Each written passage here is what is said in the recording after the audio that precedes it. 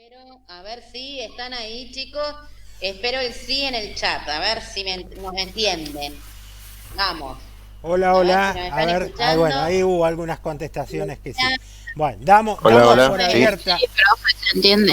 damos Buenas. por iniciada las clases. Entonces, no sé si quedó claro cuál es la modalidad de la cátedra. Ahí tienen el nuevo horario más luminoso como para que se lo expliquen. Yo creo que hay muchos que lo entienden clarísimo porque le contestan en el WhatsApp por ahí algún otro como diciendo me parece que estás preguntando algo que, bueno, pero entiendo a todos, entiendo a los que no lo entendieron porque por ahí están descolocados con varias materias y entiendo a los que lo tienen claro y por ahí sienten que los demás son los que están desubicados. No, no hay nadie. Acá estamos todos en el mismo barco y vamos a tratar de navegarlo de la mejor manera posible.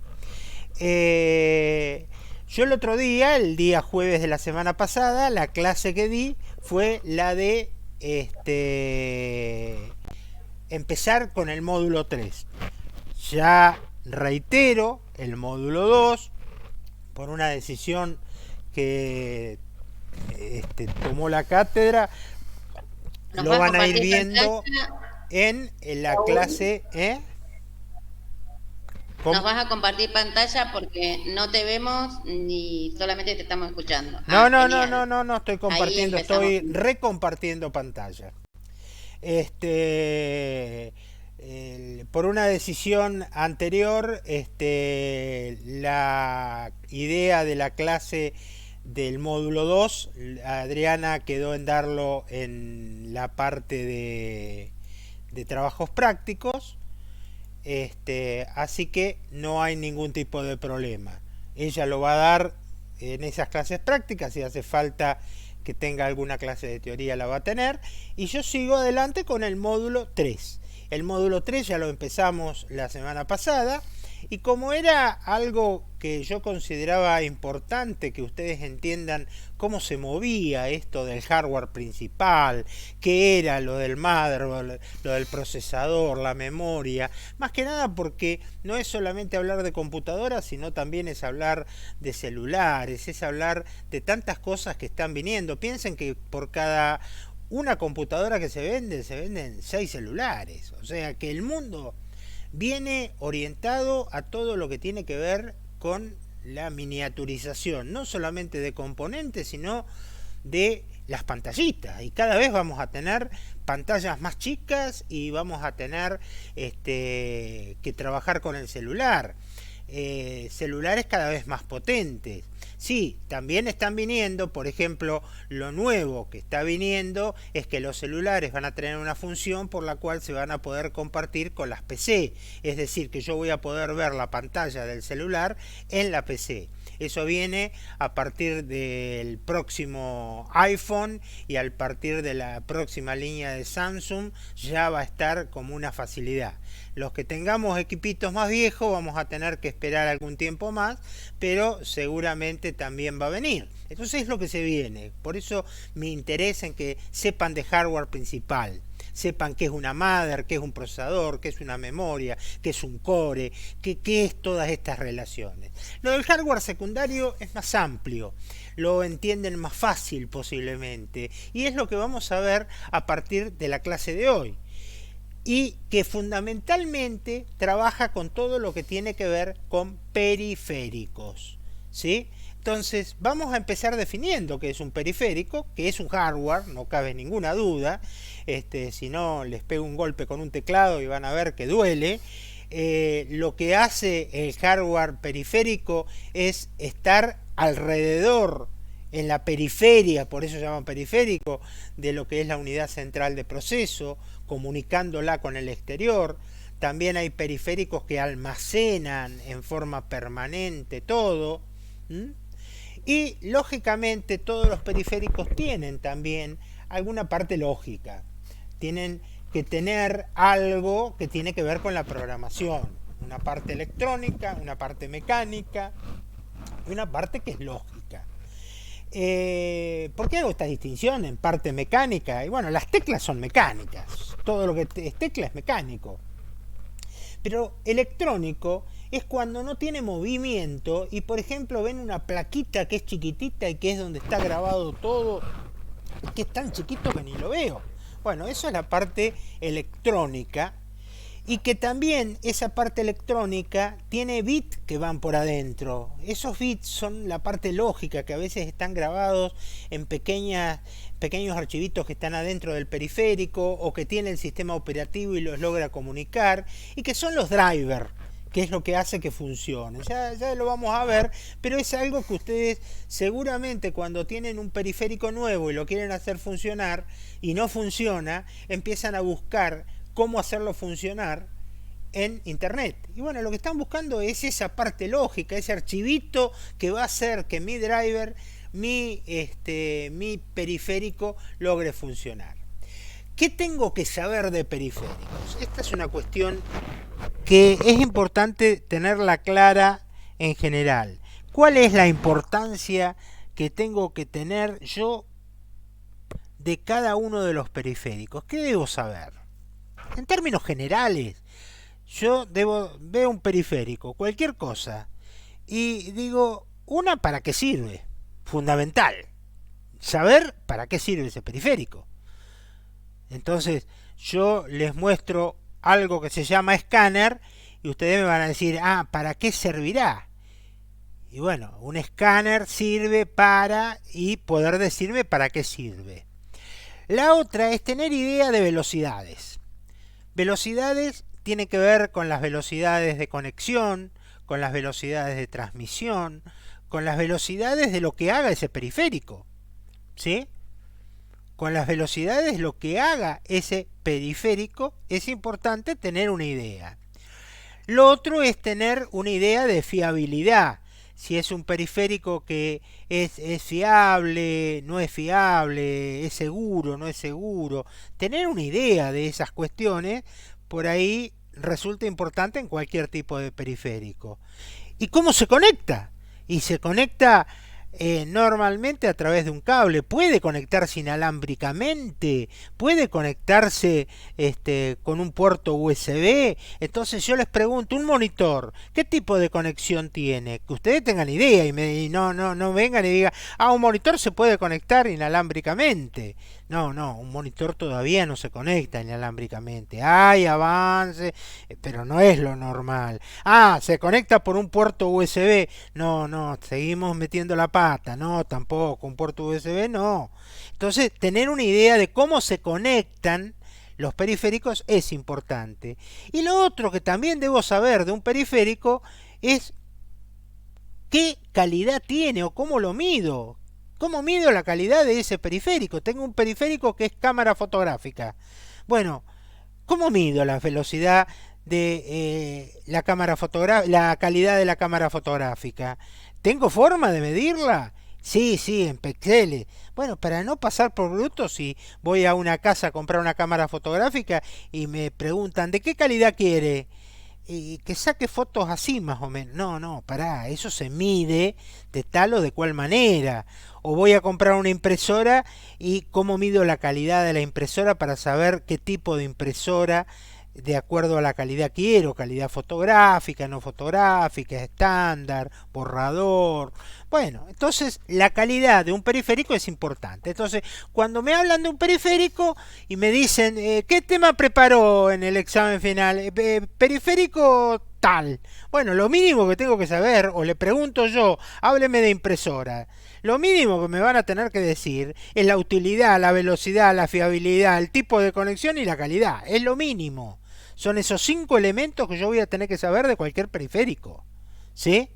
Y de eso vamos a ir hablando, de cada uno de los periféricos. Yo lo voy a hablar muy leve en esta clase, justamente por lo que les comenté antes. Tenemos una profundización bastante importante en videos que ya están en la clase y en el aula virtual y que ustedes los pueden ir conociendo, ¿correcto? Por ejemplo, vamos a hablar de los distintos tipos de periféricos y vamos a hablar de cómo se conectan esos periféricos. En general, los periféricos, puede haber de distintos tipos de conexión. Hay algunos que tienen conexiones variables, por ejemplo, teclados, mouse, tienen distintos tipos de conexiones. Antes había una conexión llamada serie, que es como los que están en el gabinete de computación de la facultad, creo, que eran unos botoncitos redonditos, unos pin redonditos, después vinieron los USB, y en realidad también puede haber conexiones inalámbricas. En cambio, una impresora podía ser serie, paralelo, ahora último USB, puede ser Bluetooth, puede ser Wi-Fi. O sea, hay distintos tipos de conexiones. Pero no es la única la USB. Actualmente USB es la conexión más habitual, pero no es la única. Si ustedes piensan en sus celulares como periféricos, se conectan a través de USB con una PC. Si yo quiero bajar las fotos que tengo en el celular a una PC, lo puedo conectar con un puerto USB. Entonces esto me lleva a que hable de puertos USB y los distintos tipos de puertos USB y cómo se conectan. Entonces hay distintos tipos de conexiones, que esas conexiones son las que terminan vinculando al periférico con el procesador, con la CPU, pero esas conexiones pueden ser distintas, pueden variar, puede haber conexiones como USB y puede haber también conexiones como SCSI, que ya vamos a ver, otras conexiones que son más específicas, como podría llegar a ser una conexión serie o una conexión paralelo, o una conexión como la que tiene el monitor. ¿Qué conexión tiene el monitor? ¿Alguno la sabe? Nadie sabe una conexión del monitor, nadie tuvo que ver o si puede conectar su celular a un monitor. HDMI, exactamente. Ahí alguno me respondió. Bien, hay 3 por lo menos que no están dormidos. Grande. Eso es importante, que ustedes tengan esa diferenciación entre los distintos tipos de conexiones. Incluso hay algunos periféricos que necesitan una placa en especial, una placa de conexión para poder incorporarla.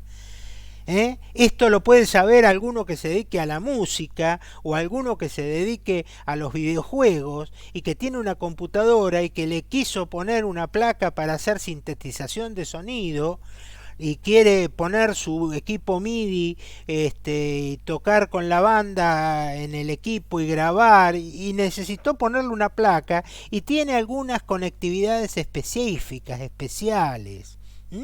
Eso es importantísimo, que tengan una idea de cómo se producen esas diferencias. Entonces, todos los periféricos pueden llegar a tener distintos tipos de conectividades. Lo más genérico es USB, pero ese tipo de conectividad, ahí por ejemplo yo les puse cómo venían las conectividades y les taché las que ya no están más. Estas redonditas, si las ven en alguna PC, ya no encuentran un teclado que funcione con esto. A menos que lo busquen ahí viejo en el desván, no van a encontrar. Lo mismo, estos puertos eran los que tenían las impresoras, tampoco. Entonces hoy ya están todos los puertos USB. Pero fíjense cómo va evolucionando. Por ahí yo compro un equipo de música que todavía lo sigo poniendo el parlante en los viejos pin. Y hay otros que se ponen ya en un puerto USB. Entonces hay diferencias entre los distintos tipos de conexiones, que en todos los casos lo que están haciendo es conectar, vincular el procesador a través de un bus con el exterior. Y ese tipo de conectividad es lo que llamamos la compatibilidad. ¿Es compatible o no es compatible? Y no, es USB y mi máquina no tiene USB. Uy, qué veterana que es tu máquina. Entonces, acá yo tengo esto es viejo. ¿Por qué? Porque esto que se usaba para los viejos mouse y teclado ya no está más. Esto se usaba para las impresoras. Esto esto se usa para los monitores. Yo tengo acá, como tengo 3 monitores conectados, uno de los monitores lo tengo conectado a este puerto, que me da la ventaja de poder conectarlo a un puerto que es muy viejo para tener un segundo puerto de VGA, se llama. Esto se sigue usando y vienen todavía las PC con este puerto. Las notebooks ya no, por ejemplo. Estos son puertos USB. Vamos a ver que hay distintos puertos, distintos tipos de puertos USB. Y estos son los jack de audio y también pueden venir de video para meter los micrófonos, las salidas de audio, las entradas de audio. Eso, fíjense que en su PC algo de esto tienen. ¿Algo de esto o algo de todo esto? Claro, acá hay un paseo por otro montón de conectores que a lo mejor alguno que es DJ o tiene equipos de audio puede llegar a tener algunos de estos conectores. Este es un conector que, por ejemplo, se utiliza mucho para equipos viejos de audio y que se sigue usando por ahí para algún equipo, alguna guitarra eléctrica o algún tipo de equipo que todavía lo tenga, ¿no es cierto? No todo viene USB. Pero en general los periféricos van a tener distintos tipos de enchufe y los periféricos van a poder conectarse a mi equipo de acuerdo a la compatibilidad. Yo por ahí tengo un periférico que es demasiado viejo y mi sistema operativo y mi vieja computadora lo admiten o no lo admiten. Depende de la antigüedad de ese periférico y de la actualización o no que tenga el sistema operativo y la computadora. ¿Se acuerdan que yo les dije que el chipset del procesador era importante? Bueno, yo tengo una computadora que tiene aproximadamente 7-8 años, con la que una de las computadoras que estoy transmitiendo de acá. Y esa computadora no me admite un escáner que conseguí, que era muy lindo, que servía para escanear imágenes y que ya hoy no viene, porque tiene como 15 años. Y no lo admite porque, a pesar de que tiene el enchufe, el sistema operativo que tengo ahí es un Windows 10 que ya no admite ese tipo de escáner, porque no tiene los drivers y porque no conseguí los drivers para Windows 10. Entonces fíjense que entre estas 3 cosas hay una cuestión de compatibilidad que es importante. Yo tengo que tener un enchufe que vaya bien, tengo que tener un sistema operativo que vaya bien y tengo que tener un programita, una lógica, unos drivers que vaya bien, además del chipset del procesador que también esté de acuerdo para lograr esa compatibilidad. ¿Sí? Entonces, esas son las cuestiones que yo tengo que tener en cuenta cuando estoy hablando de los periféricos de entrada. De los periféricos en general, pero de los periféricos cuando yo los quiero conectar. Y vamos a empezar por los periféricos de entrada. ¿Qué es un periférico de entrada? Y es el que le va a decir algo al computador. Sirve para meter algo. Meter datos, meter instrucciones, meter algún tipo de cuestión adentro del procesador. ¿Y qué le voy a meter adentro del procesador? Datos. Le voy a meter letras, palabras.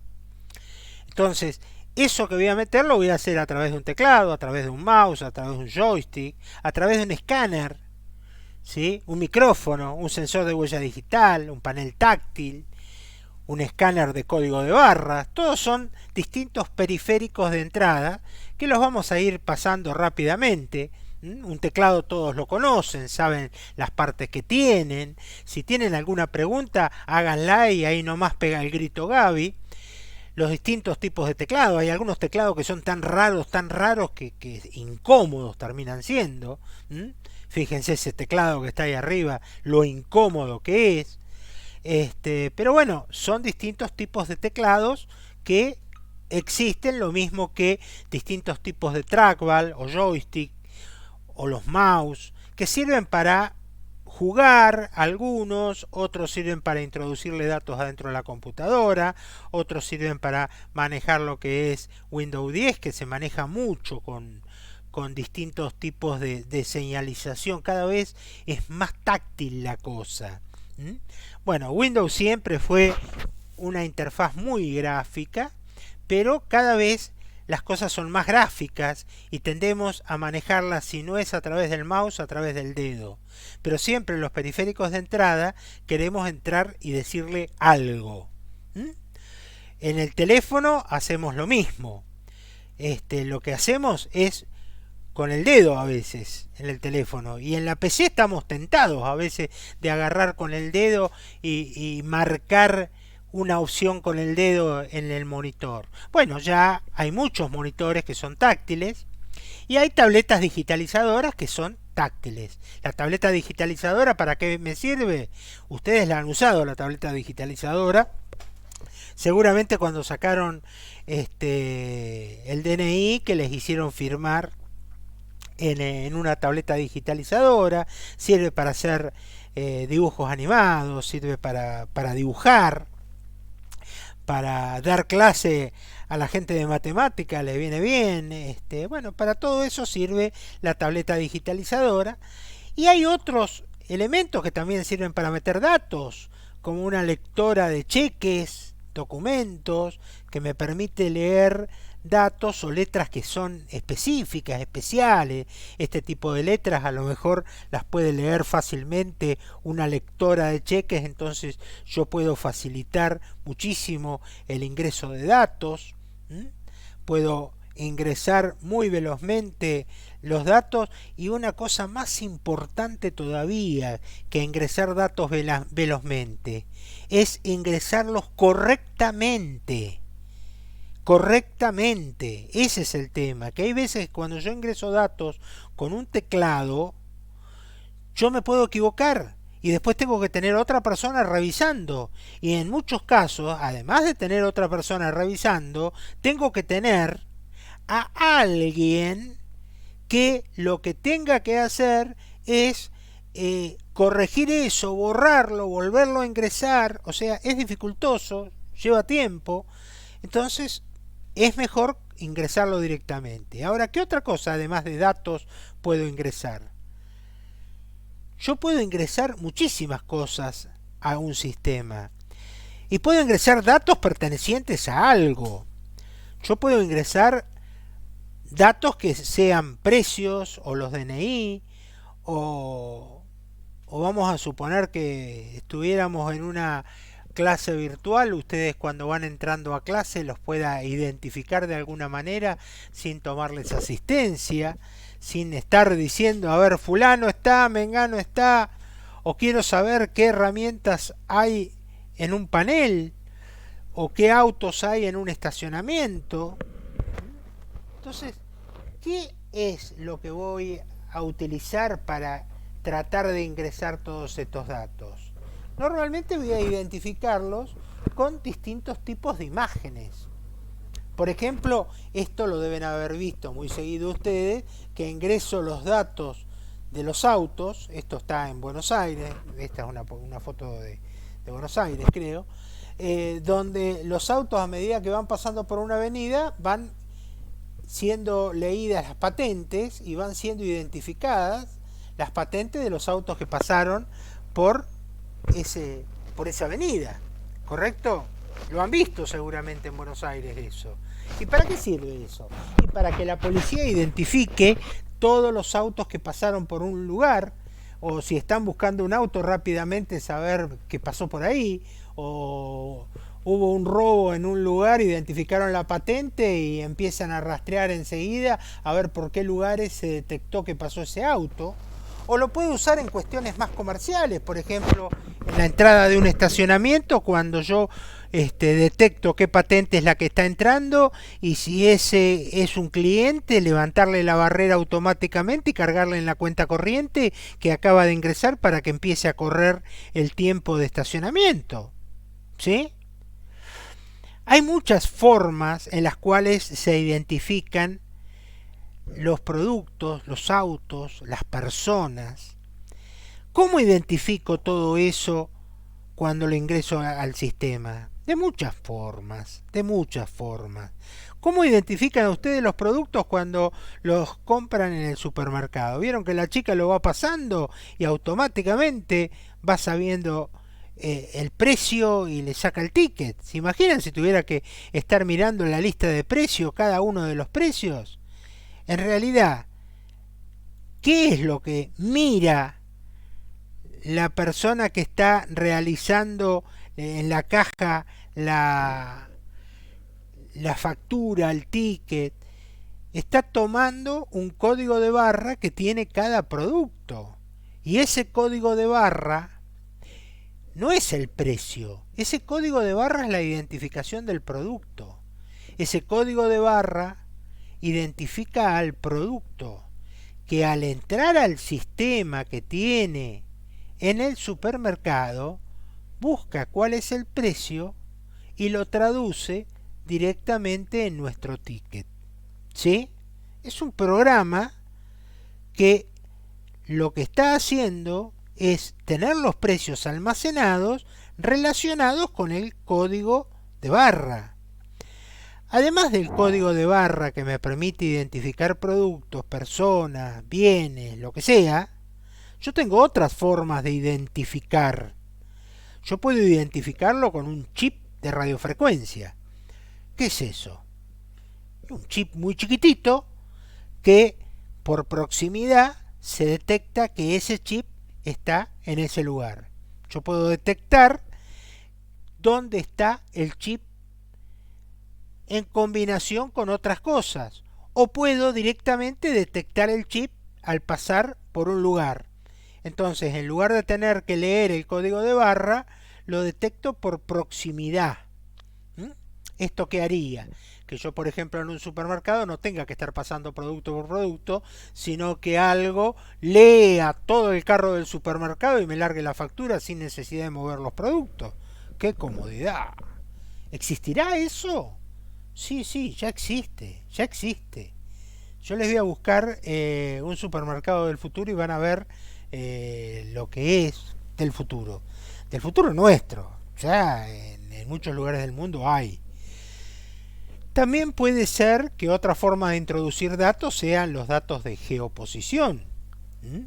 Yo creo que muchas de estas cosas ya las vieron cuando vieron la Big Data. Cuando estuvieron viendo o leyendo sobre Big Data o les dieron una clase de Big Data, seguramente les dijeron que los datos que se ponen en la Big Data son los datos que normalmente transmitimos nosotros metiéndolos en Facebook, en un mail, en un WhatsApp, en todos esos lugares. Pero además, los datos que transmiten una máquina a otra máquina. Y si nosotros tenemos un celular que está continuamente transmitiendo la geoposición satelital, ¿dónde estoy yo? Está transmitiéndole a alguien cuál es mi ubicación. Y en función de mi ubicación, puede saber la ubicación de todos los demás. Hay unos videos que son terribles sobre cómo es esto de la Big Data y la geoubicación en el mundo, que realmente los datos que tenemos es tremendo, los datos que están ingresando a las computadoras. Lo mismo los datos biométricos. Los datos biométricos son los datos de nuestra cara. Cuando nosotros los ponemos a través de leer la distancia que hay entre nuestros ojos, la distancia que hay entre cualquiera de nuestras facciones. Y eso nos identifica. Y en general imágenes. Hablemos en general de imágenes. Sí. Acá están preguntando cómo funcionan las alarmas en los supermercados. ¿Es similar? Ahora, ahí vamos. Fíjense que estos son los distintos códigos de barra. Hay distintos códigos de barra.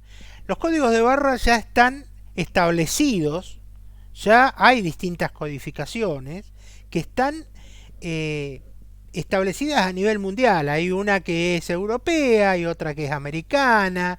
Hay distintas codificaciones. Y cuando yo emito un producto, fabrico un producto, ya lo tengo que registrar y fabricar con el código de barra. Por eso los productos ya vienen con el código de barra. Porque si cada supermercado le tiene que poner su propio código de barra, se vuelve loco. Entonces, cuando yo fabrico un producto, lo tengo que hacer con el código de barra, en forma directa. ¿Para qué? Para que el supermercado ya lo ingresa el código de barra de acuerdo a la nomenclatura, alguna de estas nomenclaturas, y directamente va a poder ingresarlo junto con sus productos. Entonces, hay unos códigos de barra que ya están preestablecidos, inclusive las lectoras de código de barra, los escáneres de código de barra, todo eso también ya está configurado para esos distintos códigos de barra. ¿Correcto? Ahora, estos distintos códigos de barra, los hay sencillos, los hay complejos, sirven para distintas cosas, no solamente para productos. Los que sirven para productos están codificados que los primeros dígitos, por ejemplo, a lo mejor están diciendo el tipo de producto, después están diciendo el tipo de país, después están diciendo a qué fábrica corresponde, qué producto dentro de esa fábrica es el que está, o sea, esto está todo normalizado. ¿Qué quiere decir normalizado? Que hay un manual que está vigente en un país y que ese país dice estos son los códigos que están vigentes para este país. Y dijeron, y si lo llevo a otro país, entonces cambia el código. Bueno, no, entonces pongámonos de acuerdo entre todos los códigos que hay. Se pusieron de acuerdo entre un montón de países. Y si yo quiero entrar a la Unión Europea, tengo que estar con los códigos de la Unión Europea. Y si quiero entrar en Estados Unidos, tengo que estar con los códigos americanos. Y bueno, en total habrá unos 5 códigos a nivel mundial diferentes que tendría que ver si voy a fabricar un producto que los cumpla. Estos son códigos de barra que tienen más cantidad de información.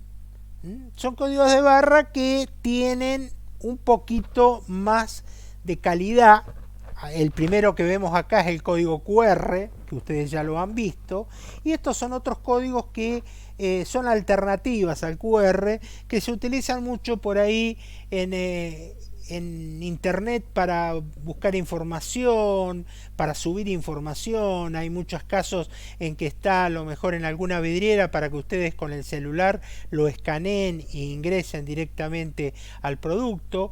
Y códigos como este último que está acá, no sé si lo alcanzan a ver, son los códigos 16K, que son códigos que tienen muchísima más cantidad de datos y sirven para ingresar un documento completo. Entonces, cuando ese documento lo tenga que ingresar a otro sistema, vamos a suponer una declaración jurada que hace Gaby en la FIP. La imprime y la imprime con un montón de códigos como estos, ¿no es cierto, Gaby? Abajo tenés un montón de códigos así.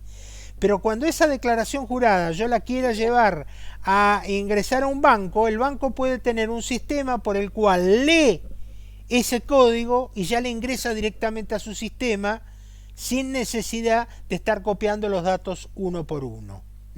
Para eso es que está hecho ese tipo de código. Acá hay unas muestras más grandes de los códigos, el 417, que es uno de esos de formato, y los QR y QR extendido.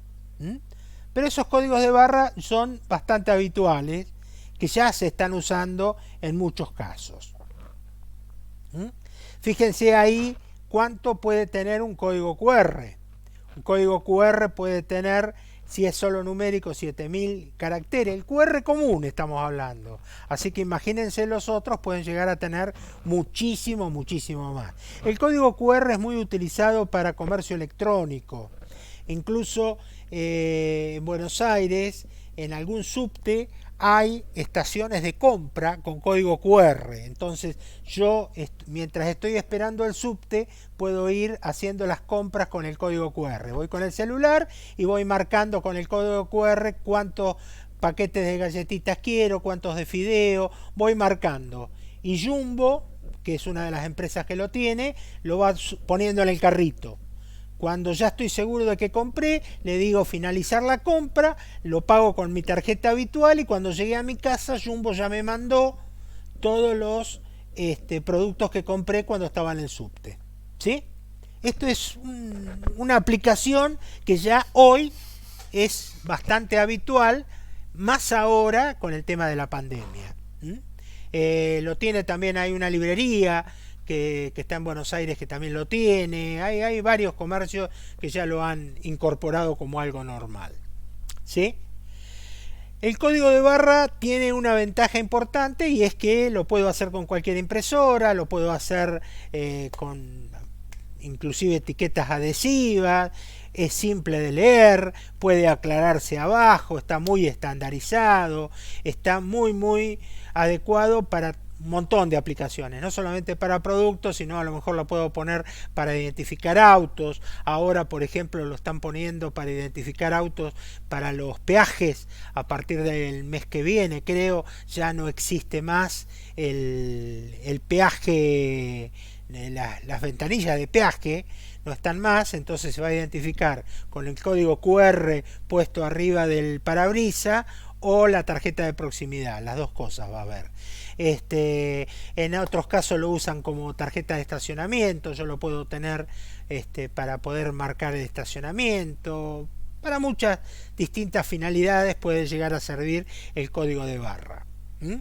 La desventaja que por ahí tiene es que hay que tener algún buen lector de código de barra, hay que tener alguna forma específica para poder ingresarlo. Pero el código QR está muy utilizado en medicina, en las tarjetas personales, para los posicionamientos GPS, en la fintech, en internet, en todos lados ya. El código QR es algo, los códigos en general están muy utilizados. Y el periférico de entrada que se utiliza para esto es el escáner de mesa, como el que ustedes están habituados a ver en los supermercados, que puede estar acá o puesto al costado. Este escáner que es de tipo manual, o puede haber otros que son tipo lápiz, así que son una porquería, pero bueno, también existen para algún tipo de lectura de código. Para levantar esos códigos también puede usar el celular. ¿Sí? Acá tienen, por ejemplo, una aplicación en el celular y muchos de ustedes deben tener la aplicación QR en el celular. Si no, bájensela. Yo, adelantándome un poco a los tiempos, había puesto en el aula virtual, vieron que hay varios códigos QR puestos para que ustedes directamente con el celular, con la aplicación del celular, tocaran y entraran directamente al aula de Jitsi o tocaran y entraran directamente a YouTube. ¿Sí? Está puesto para eso el código QR en el aula virtual de procesamiento de datos. No sé si alguno lo usó o no lo usó o ni sabía para qué estaba. Pero esta era la finalidad con la cual está el código QR en el aula. También el código QR se puede usar, el código en general, los códigos de barra se pueden utilizar con equipos colectores o por los controles remotos de TV y los equipos colectores, que se llama, también se usan para tomar inventario. Si yo tengo que ir a tomar inventario a un lugar, en lugar de irme con una planilla, un papel, voy con el celular y voy leyendo todos los códigos QR y después cuando llego de vuelta a mi escritorio, agarro y los bajo automáticamente y me baja todo el inventario que yo estuve tomando. ¿Sí? Vamos a ven, control de stock, seguimiento. Bueno, ¿qué pasa con los chips o tarjeta de proximidad? Y ahora sí voy a responder a esa pregunta que me decía las alarmas. Las alarmas funcionan con esto, funcionan con chip o tarjetas de proximidad que, según el grado de sofisticación que tenga, puede constituirse en un tipo de alarma o en una tarjeta de proximidad. La diferencia es muy pequeña. Sí va a ser una diferencia grande por ahí en costo, porque mientras que una alarma es simplemente una única, un chip muy reducido que lo único que detecta es que se está pasando a través de un detector, que son esas barras que están puestas en los supermercados o en las tiendas a los costados, y que lo único que hace es sonar en el caso de que pase cerca. Por ahí la tarjeta de proximidad o el chip tiene más datos, transmite más datos. Por ejemplo, qué número es esa tarjeta. Entonces yo en la tarjeta de proximidad que tengo en mi tarjeta de crédito estoy identificándome, no solamente que la tarjeta está ahí, sino que la tarjeta pertenece a fulano de tal, que la tarjeta es Visa, que tiene un límite, donde fue el último lugar que compró puede estar grabado o no, puede haber más cantidad de datos. La ventaja en sí que tiene el chip o tarjeta de proximidad es que puede estar colocado en productos, como lo están las alarmas, en distintos tipos de accesorios o contenidos adentro de una tarjeta de crédito, por ejemplo. Entonces hoy las tarjetas de crédito tienen todas chip de proximidad y se detectan no por contacto, sino por estar cerca.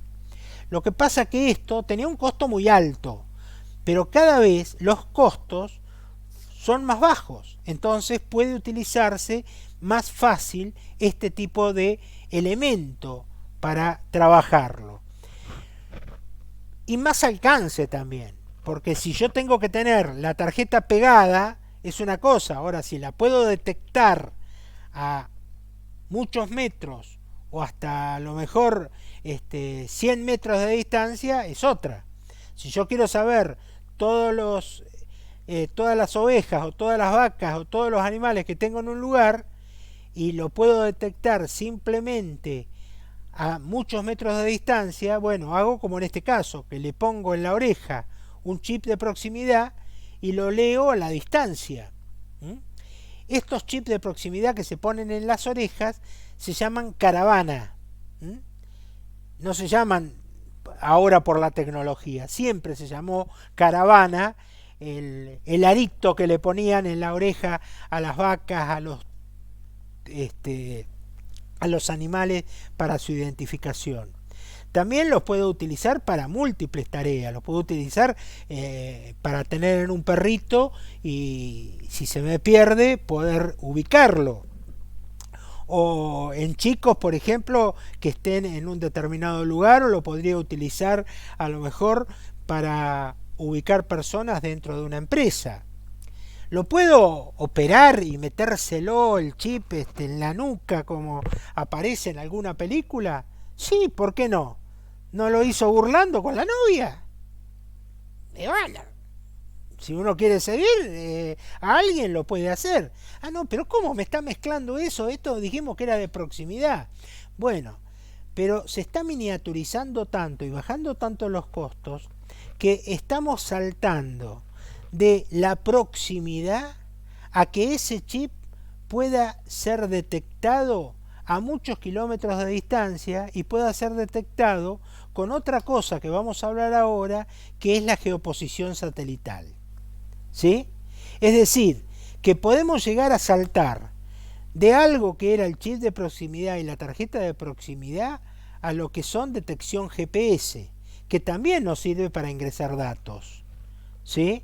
Y nos sirve y mucho para ingresar datos. Entonces, la gente que trabaja en empresas petroleras, por lo general los llevan o los llevan colgados o los llevan dentro de la ropa, y cuando pasan cerca de los controles que hay para el personal, te va diciendo por dónde va esa persona, o si ingresó a la empresa o no ingresó a la empresa. Claro, acá está, tarjetas de control de ingreso, ven que tienen colgado ahí acá está lo que me preguntaban hace un ratito de las alarmas contra robo, que esto es muy elemental, pero es un chip de proximidad. ¿Sí? La puedo poner en una cubierta para evitar que me las roben, puede estar, fíjense, atrás de una etiqueta, puede estar atrás de una etiqueta y el caso de lugares para contrarrobo, y fíjense cómo se han reducido tanto costos como tamaño. Ahí una hormiga y el tamaño relativo de un chip de proximidad. Fíjense, hasta puedo marcar las hormigas. ¿Sí? Bueno, dentro de un ratito vemos el tema de GPS. que está relacionado con esto. Datos biométricos son los datos propios de cada individuo, son irreproducibles. Uno de los datos biométricos son las huellas dactilares, antes que lo pregunte alguno.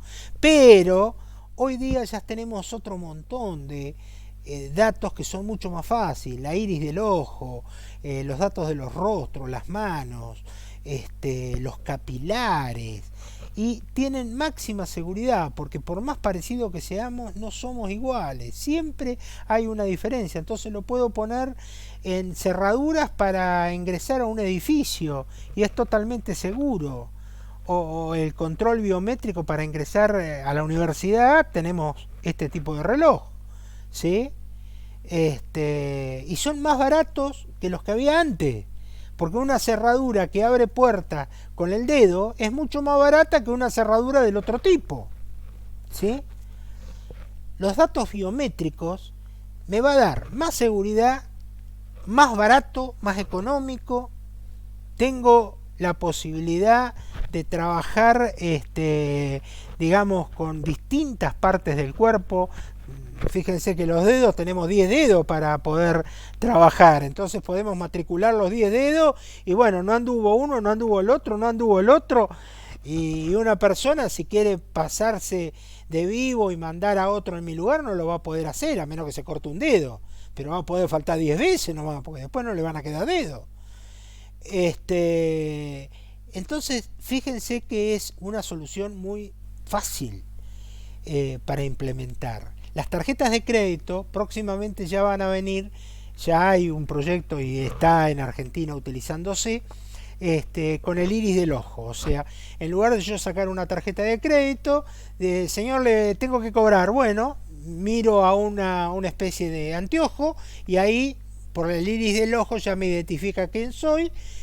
Y es irreproducible eso, no puedo pagar otro que no sea yo, no puede decir alguien, no, eres uno que tiene los ojos igualitos que yo, fue y usó mi tarjeta. No, fui yo. Entonces, para seguridad en los supermercados, por ejemplo, ¿cómo actúa esto para seguridad en los supermercados? Como los rasgos son únicos, inclusive puede ser por parte de los rasgos,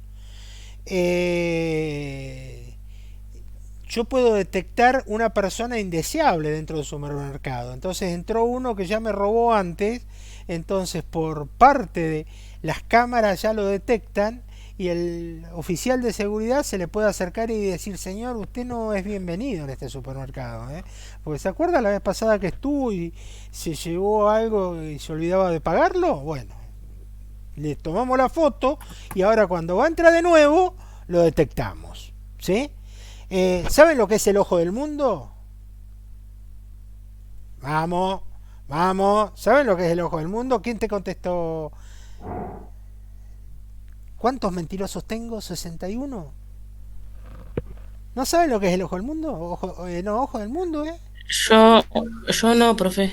Ninguno sabe, ¿no han visto a Tom Cruise en Misión Imposible? Que Rápido y Furioso, acá está diciendo Juan Pablo. A ver, Juan Pablo.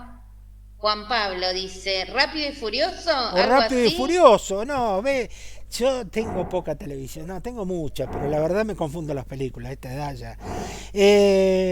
No, yo creía que era de Tom Cruise, pero puede ser Rápido y Furioso. Bueno, o sea, es ficción, pero yo no sé hasta dónde es ficción, de que a través de todas las cámaras pueden detectar a las personas a través de los rasgos, como estamos viendo ahora, biométricos. Entonces cualquier persona podía ser detectada en cualquier momento. Es mucha ficción, pero tengamos miedo porque en algún momento va a pasar. Bueno, geoposicionador satelital. ¿Qué es el geoposicionador satelital? El geoposicionador satelital es que yo pueda estar en cualquier lugar del mundo y por 3 satélites que me detecten ya me pueden ubicar exactamente en qué posición estoy, en qué lugar físico yo me encuentro. Esto es porque hay una serie de satélites que están a 12.000 24 satélites a 12.000 kilómetros de altura que están continuamente emitiendo en realidad rayos, unos señales, y a través de estas señales yo puedo ubicar en qué posición está cualquier cosa que esté emitiendo. En realidad hay tres sistemas en el mundo. Uno es el americano, que es el que usamos nosotros, otro europeo y otro ruso, y hay algunos otros, pero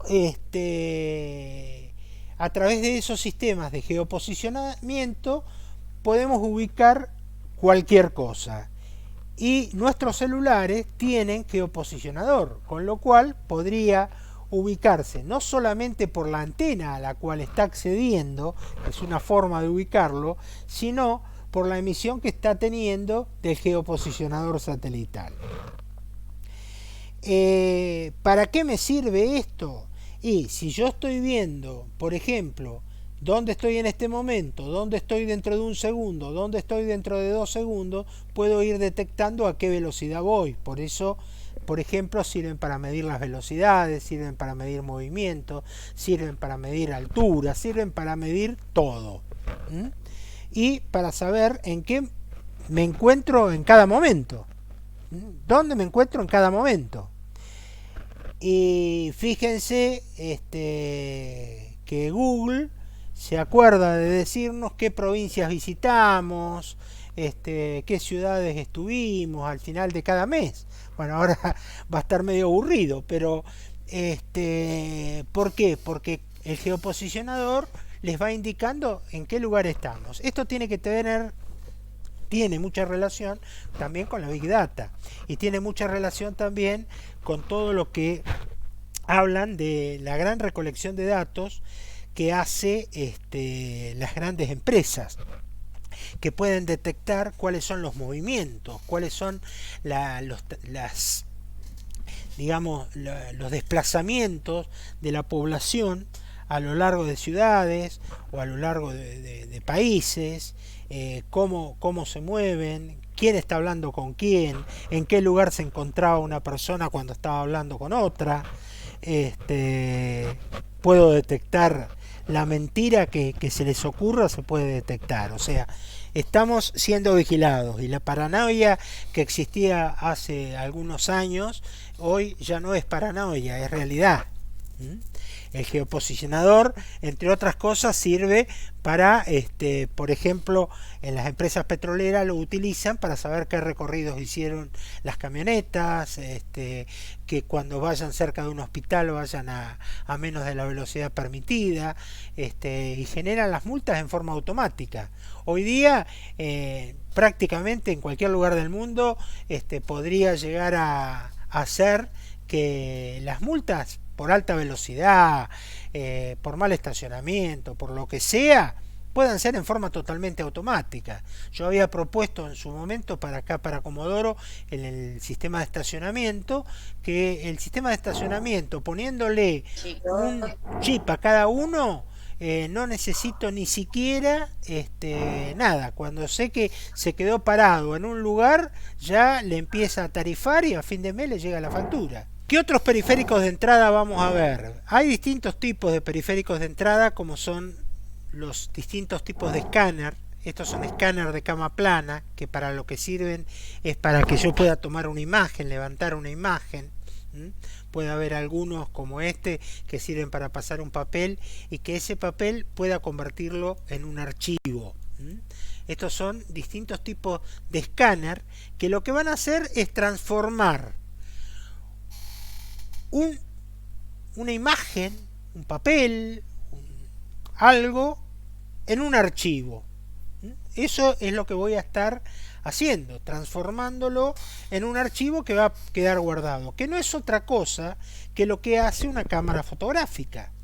Una cámara fotográfica lo que hace es digitalizar una imagen que la está tomando de la realidad. O sea, la imagen de lo que pasa, de la realidad, entra adentro de antes se plasmaba en un celuloide, hoy se plasma en una placa, y esa placa queda guardado en bit. Ahora vamos a mirar un poquito cómo es el proceso. Lo mismo pasa con las cámaras web, nada más que las cámaras web tienen mucha menos calidad. ¿Por qué? Porque están pensadas para el vivo y en directo, no para fotos de alta calidad, sino lo que está pensado es para una imagen de poca calidad que me permita transmitirla, y la transmisión se hace normalmente con imágenes de baja calidad. ¿Para qué? Para que pueda llegar al otro lado.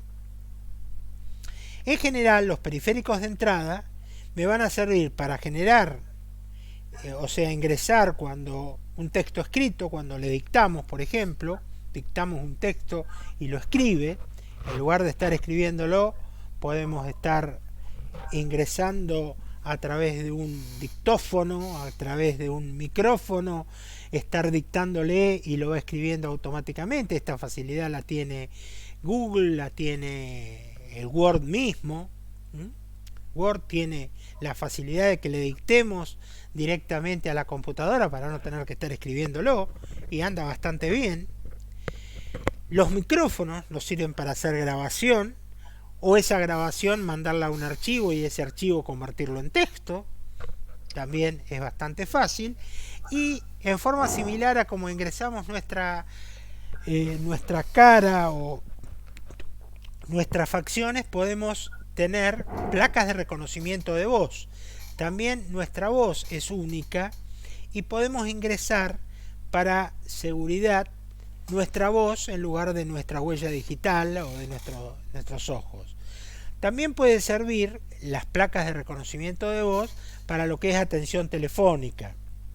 Cada vez están más de moda los programas que dialogan con las personas. Entonces, hoy día en Argentina ya hay varios establecidos donde yo me llamo por teléfono a un banco o a alguna institución de gobierno, a algún lado, y me atiende lo que llamo un chatbot. Es un programa que lo que hace es dialogar conmigo. Yo pienso que a lo mejor que es una persona que tiene voz muy seria, pero que es una persona, y en realidad está una placa reconociendo lo que yo dije, lo pasa a texto, lo pasa en realidad a un archivo digital, lo interpreta, elabora las respuestas y una voz sintetizada me dice la respuesta que yo quiero escuchar. Esto lo tiene el Banco Ciudad, lo tienen muchas diferentes empresas en Buenos Aires, lo están trabajando. Hay otras formas, hay otros modos de ingreso de datos, hay muchos modos de ingreso de datos. Hoy día ya todo lo que es pasaportes está totalmente digitalizado y tiene chip personalizado. Está la tarjeta de salud, que también está personalizada para trabajar con las historias clínicas y poder hacer el seguimiento de historias clínicas. Todavía falta alguna vuelta de tuerca para que la historia clínica digital esté en un repositorio único, pero tiene que ver más con la guarda de datos, lo que hablábamos en una clase anterior, la seguridad de los datos e información, que con la tecnología en sí. O sea, hoy en cualquier lugar de Estados Unidos va una persona que tenga seguridad social a cualquier hospital, entra y accede a la historia clínica de esa persona, ¿sí? En Argentina eso no sería posible, no por una cuestión tecnológica, sino por una cuestión de privacidad de datos. Somos más reservados con los datos y tenemos más miedo de que los datos vayan a ser utilizados con malos fines. Entonces en nuestro país está prohibido eso. No cualquiera puede acceder a los datos y hay toda una serie de protocolos y restricciones para el ingreso de datos. Bueno, hubo un problema bastante serio con todo eso cuando el mismo programa que tiene Uruguay y Paraguay para seguimiento del COVID lo quisieron poner en la Argentina y en la Argentina hubo resistencia porque enseguida saltaron mucho diciendo que nos quieren seguir, quieren saber dónde estamos en cada momento, y ese fue el motivo por el cual ni Argentina ni muchos otros países lo implementaron. Uruguay lo implementó y según los uruguayos le dio muy buen resultado porque tuvieron pocos contagios del COVID. Habría que ver si fue por eso o es otra la circunstancia o qué fue lo que pasó. Pero es interesante el análisis que podamos hacer a posterioridad de todas estas cuestiones. La cuestión es que ingresamos datos. Esos datos que ingresaron se convirtieron en archivos. Esos archivos surgieron de algún lado, ¿sí? Hay un video que está en el aula y que te contamos qué es lo que pasa con esos archivos, cómo es que cada uno de esos puntos que estaban en una fotografía se convirtieron en bits, se convirtieron en unos y en ceros. ¿Y por qué se da esa tremenda lógica de que todo tiene que ver con los archivos que están? Esto está igual. Y pasando a monitores, a productos de salida, ahí pasé un par de pantallas porque si están lentos para conectarse lo único que iba a hacer es demorarlo, a los periféricos que tienen que ver con la salida.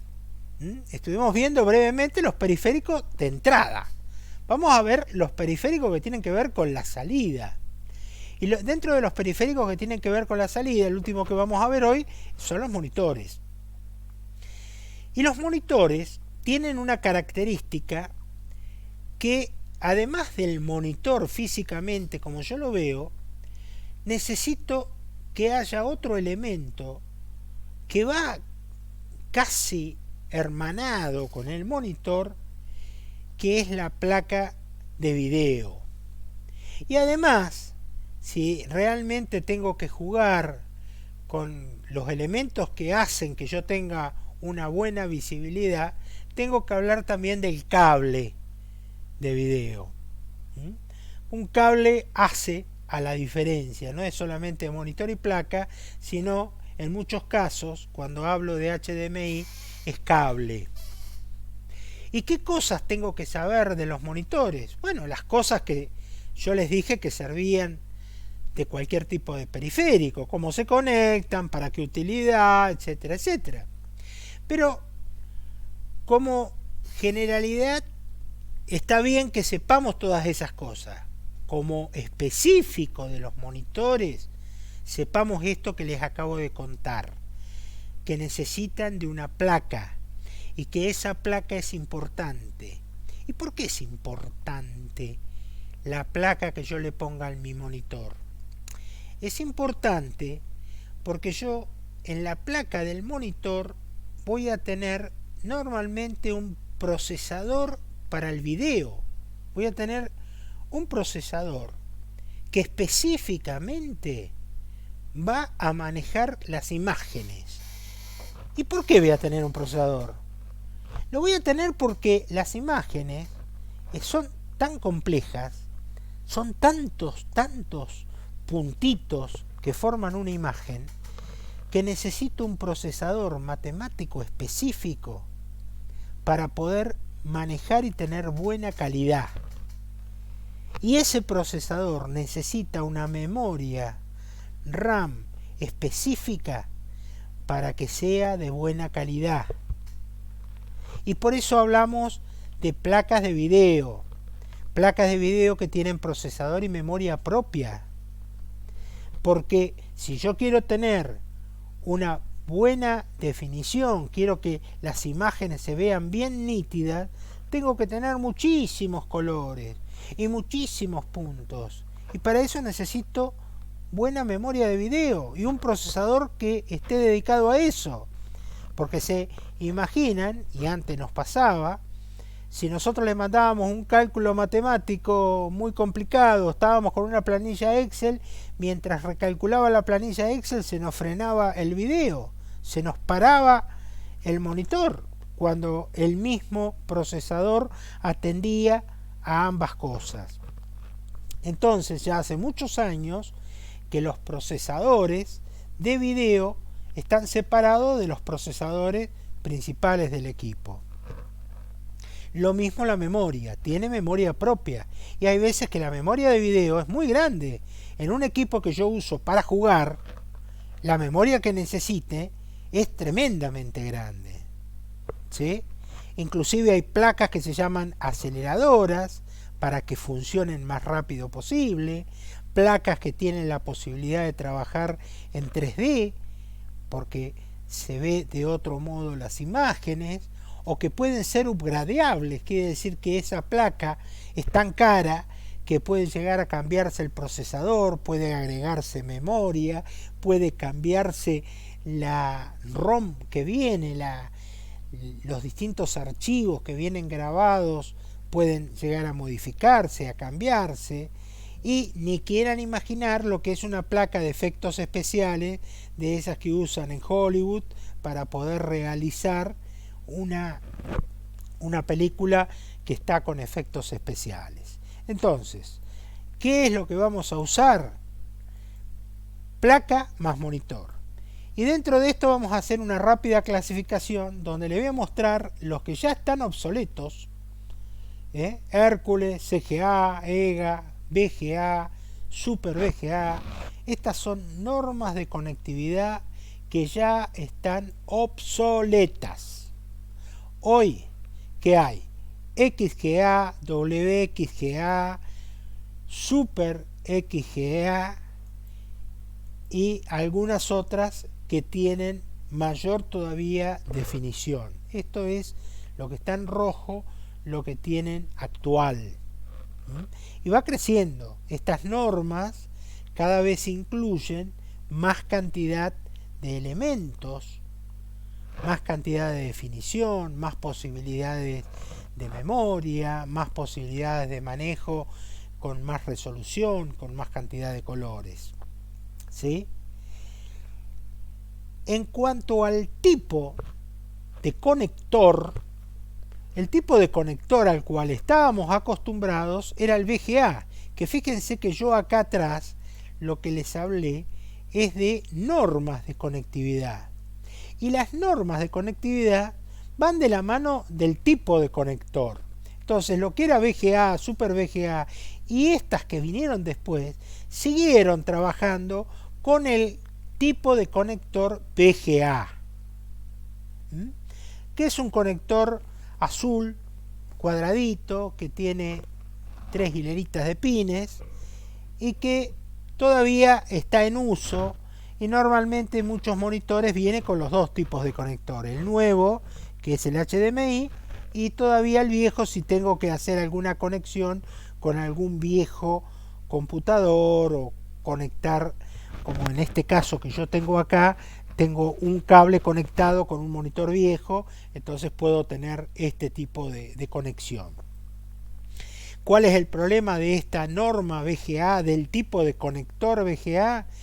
Que lo que transmite es información analógica, es decir, de baja calidad, tiene un máximo de resolución, no me sirve para aprovechar, digamos, a los monitores LCD, no viene con señal de audio, si yo quisiera conectar a un televisor no me sirve.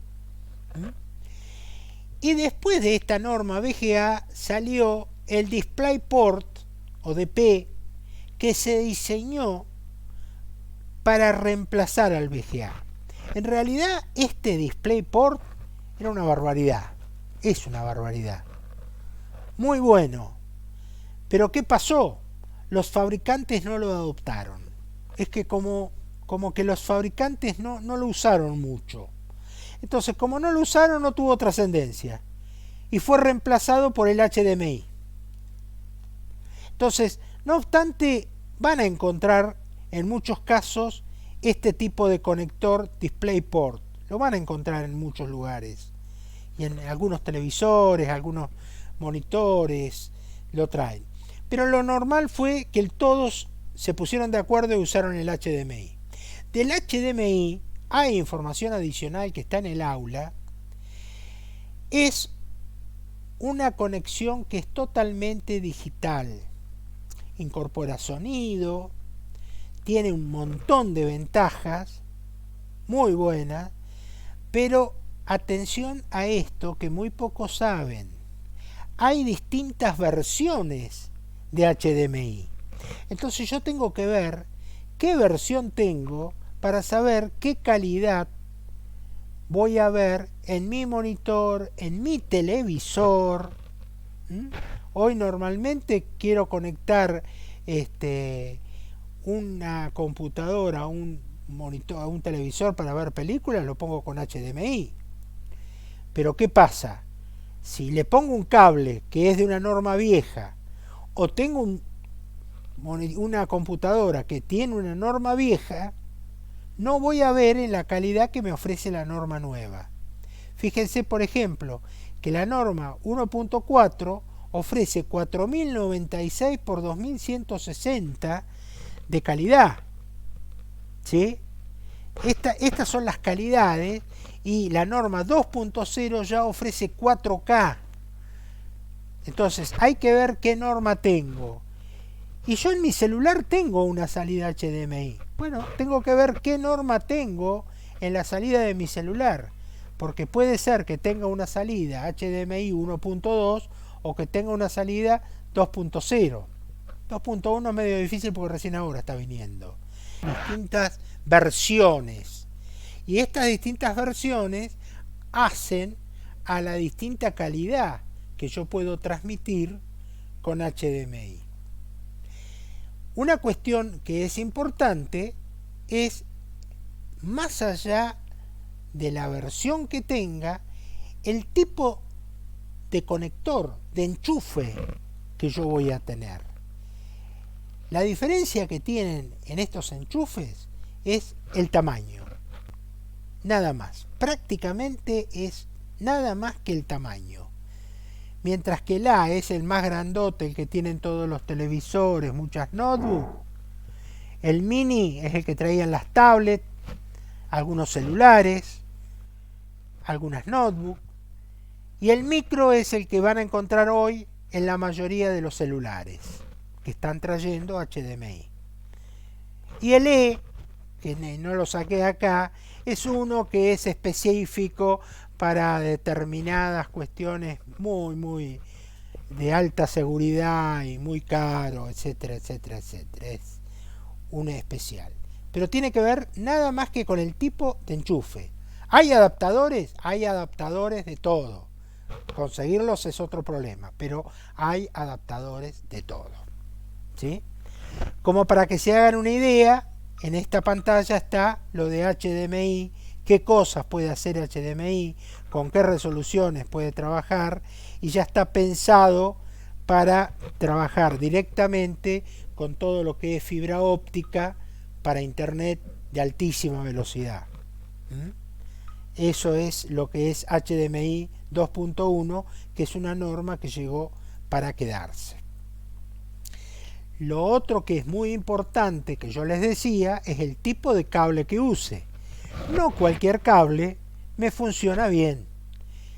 El cable tiene que tener determinada extensión, ¿sí? Y es lo que hace que a veces tenga una mala calidad de imagen, ¿sí? Entre 1 y 5 metros, que es el de uso doméstico, no hay mayor diferencia para la velocidad de transmisión. Ahora, en mayores distancias hay que ver el tipo de cable que es, para qué tipo de versión viene el cable y qué funciones están aceptadas. Hay muchos cables truchos que se venden en la calle y que no cumplen con la mayoría de estas normas, y por eso lo comento. ¿Sí?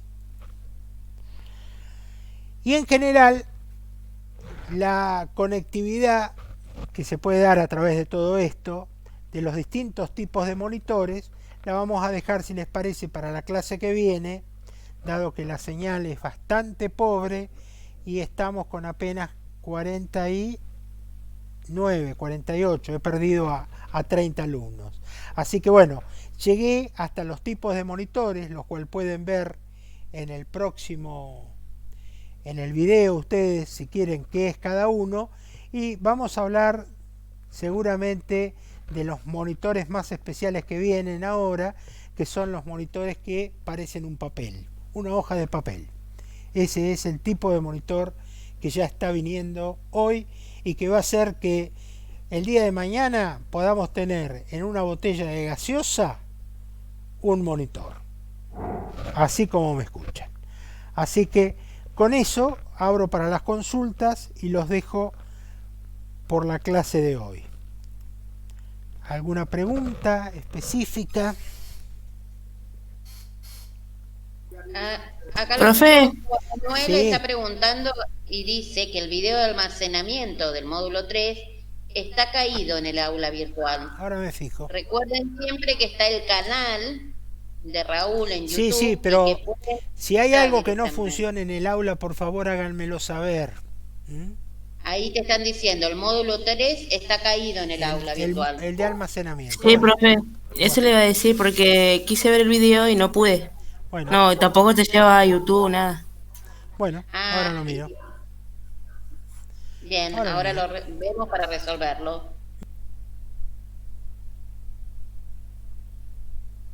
No, parece. Gracias, están diciendo. No, gracias. Bueno, si no hay dudas, Bueno, vamos a ir dando por finalizada la clase. muchas gracias a ustedes por participar y yo sigo ahora con otra clase de análisis de sistema. Bueno, muchísimas Así gracias, que, chicos. listo, dejo de grabar. Hasta la próxima.